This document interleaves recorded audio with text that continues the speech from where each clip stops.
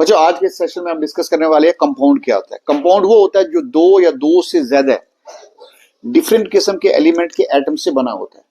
यानी जब दो डिफरेंट किस्म के एटम आपस में जुड़ते हैं उससे क्या बन जाता है, कंपाउंड।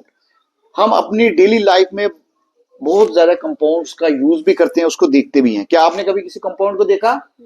नहीं। तो आज मैं आपको बहुत सारे कंपाउंड यहाँ पे क्लास में दिखाने वाला हूँ और बहुत सारे ऐसे कंपाउंड है जो आप पीते भी हैं और खाते भी हैं।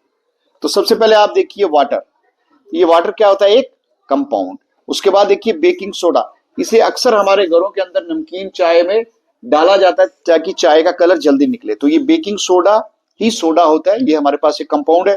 फिर आप देखेंगे चॉक, ये अक्सर टीचर क्लास में इसको ब्लैक बोर्ड के ऊपर यूज करते हैं। ये कैल्शियम कार्बोनेट होता है, ये भी एक कंपाउंड है।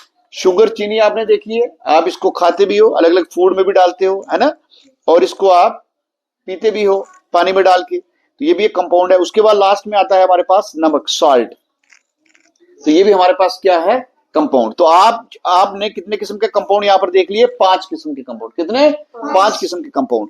तो अब हम डेफिनेशन की तरफ आते हैं। तो वो कहती है कि जब दो डिफरेंट किस्म के एलिमेंट के एटम आपस में जुड़ते हैं उसको हम क्या बोलेंगे, कंपाउंड। तो हम आपको यहाँ पर कुछ केमिकल स्ट्रक्चर दिखाएंगे। जैसे वाटर है, तो वाटर एक कंपाउंड भी है, मॉलिक्यूल भी। अब कंपाउंड क्यों है? क्योंकि वाटर दो डिफरेंट किस्म के एटम से बना है।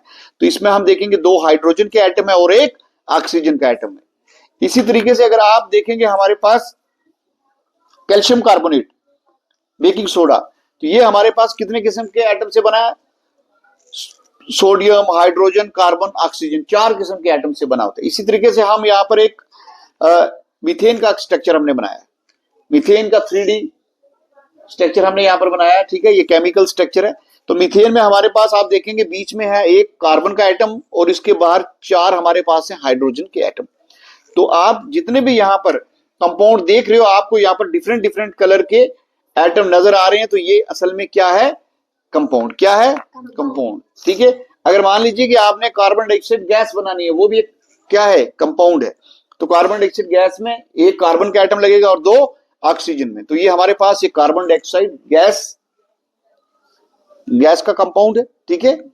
ठीक है, आगे बात समझ में? तो होप कि आज आपने जितने भी कंपाउंड्स देखेंगे आप लाइफ में इनको कभी भी बोलेंगे नहीं।